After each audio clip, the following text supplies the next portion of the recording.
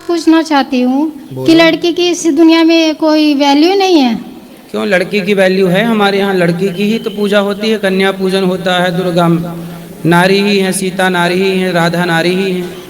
लड़की को शादी करके ले आते हैं और दारू पी के दिन रात मारते हैं, गाली गलौज करते हैं, उसका कोई पर्सन नहीं है। आपके साथ ऐसा हुआ क्या? हुआ है, जब भी तो यहाँ उतर लेना आई हूँ गुरुजी। तो आपका विवाह हो गया? जी, एक लड़का है 7 साल का। तो आपके पति आपके साथ नहीं रहते हैं? रहते हैं, मगर मुझे मारते हैं, पीटते हैं। जब मैं यहाँ तक के अकेली आई हूँ तो पति को ले आती तो पति को समझा देती। वो कितने भी नहाए, कुछ भी नहीं करे, कमाता है तो दारू पीता है, कुछ नहीं करता। कमाता है तो दारू पी जाता है? हाँ, सब समझा लिए, दारू लिए। क्या कमाता है, कितना कमा लेता है? कुछ 200-300 जितनी भी कमाता है तो कहते हैं कमा ले, तो वो ही दारू में उड़ा देता है, मारता है, कहता है रंडी तू राह से निकल के चली जा। देखो, वो व्यक्ति कुसंग में पड़ करके बर्बाद हो गए हैं। अब उन्हें यदि सत्संग से आप जोड़ दें। काम करती हूँ, सब कुछ करती हूँ, कैसे तू की कर रही से, तू यहाँ क्या ड्रेस है, अपना निकल के जा। दिन रात मारते हैं, मारा कुट्टी करते हैं। जो बीमार हो जाती हूँ तो दवाई भी दिलाने तक का नाम नहीं से। तो बच्चों की पढ़ाई लिखाई फिर कैसे हो रही है?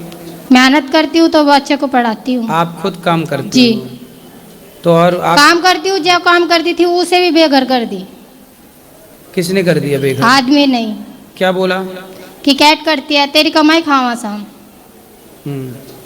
पति को हमारे पास ले आना, समझा के ठीक किया जा सकता है, बिगड़े को उसे सब समझा लिए। उसका कोई पर्सन दारू पीता है, दिन रात छुट्टी की पीता है, 1 मिनट भी नहीं उतरने देता है। कहता है तू दारू पिलाती है, कि और जाती आदमी ने दारू पिलाती है।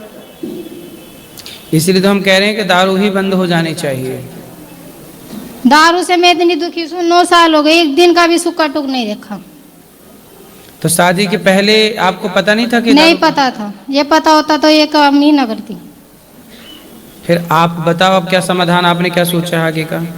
ये सोचा है कि दुनिया में खुद अपने पगार पे खड़े होना सोचा है। सही है। अपना सेल्फ बनो और अपना काम करके अपने बच्चों का पालन पोषण करके। बच्चा भी नहीं, बच्चा भी कहता है तू कट सिलाई से, बच्चा तुम्हारा से, तेरा थोड़ा ही है। बच्चे को भी ना दें, कैसे तू तो मार देगी। कोई बात नहीं, वो तो देखो शराब पी के आदमी क्या बोलता है उसे खुद नहीं पता होता। लेकिन आप समझदार हो, बच्चे को पढ़ा लिखा के अच्छे संस्कार देना, ताकि ये गलती की पुनरावृत्ति ना हो। उसे सब समझा लिए, कुछ ऐसा हल बताइए जो कर सका। मैं बहुत दूर से आई हूँ, बहुत दुख पा के आई हूँ। मैं पता नहीं था, पूछती पूछती उरे तक आई हूँ, क्योंकि ये ऑल इंडिया देखता है कि मेरा जो सवाल से मैं आप सबके सामने कर रही हूँ, कोई मैं लुक के नहीं कर रही। मगर ये है कि दुनिया में दारू पी के आदमी औरत ने क्यों गलत समझता है? क्योंकि खुद गलत होता है ना। जो व्यक्ति स्वयं गलत है वो दूसरों को गलत समझ लेता है। वो सही होता तो आपको। कितनी औरत सही हो के चले, औरत की क्या गलती निकलती है? इस चीज का उत्तर पाना चाहती हूँ। नहीं, औरत देखो कई स्थानों पर पुरुष गलत होता है। जहां दारू पी के जो पुरुष अपनी पत्नी को गलत कहे, वहां तो 100% पुरुष ही गलत है, क्योंकि वो अपने स्वार्थ, अपने माँ ने देखे ना, वो बहन ने देखे ना, बीरबानी ने देखे ना, अड़ोस पड़ोस की कोई मोहल्ले पड़ोस की लड़की है, गाली बकन से कोई मतलब ही ना है। छुट्टी की गाली बकता है, छुट्टी की दारू पीता है। तो वो संस्कारहीन है ना। उसमें उसकी तो गलती है, उसके माँ बाप की भी तो गलती है, जिन्होंने उनको संस्कार। माँ बाप तो बहुत अच्छे हैं, देखो मैं ये नहीं कहूँगी, माँ बाप तो बहुत अच्छे हैं उनके। तो माँ बाप भी दुखी हैं, बहनें भी दुखी हैं, सब दुखी है। जब जाके मैं इस मंजिल तक क्या आई। दारू पीना कहाँ से सीख गया? ये दारू पीना शुरू से पीता था, ये बताई नहीं, किसी ने कंट्रोल नहीं किया। फिर तो माँ बाप जब दारू पीता था तो क्यों नहीं? बहुत मारा से, मेरे ससुरा ने भी घनाई मारा से, मगर माना नहीं से, मगर अब लिमिट क्रॉस कर दी उसने। तो अब आप बताओ हम क्या सेवा करें आपकी? मैं बस इसी चीज को उत्तर लेना आई थी कि कोई हल हो तो बता दीजिए। हल है, कुछ दवाइयाँ होती हैं जो उन्हें यदि दे दी जाएं तो कुछ नशा कम होता है। तो कुछ दवाइयाँ होती हैं, तो वो अभी आप ऊपर मंदिर में मिलिएगा तो वो दवाई का हम एड्रेस दे देंगे, तो आप वो दवाई लेके उनको खिलाएं। ये भी प्रैक्टिकल करके देख सकते हैं, भगवान चाहे। ठीक है गुरुजी, मैं बहुत आज से आई हूँ आपके पास। ठीक है। राधे राधे गुरुजी। जी गुरुजी, मैं लखनऊ से आई हूँ, मैं रेणु श्रीवास्तव।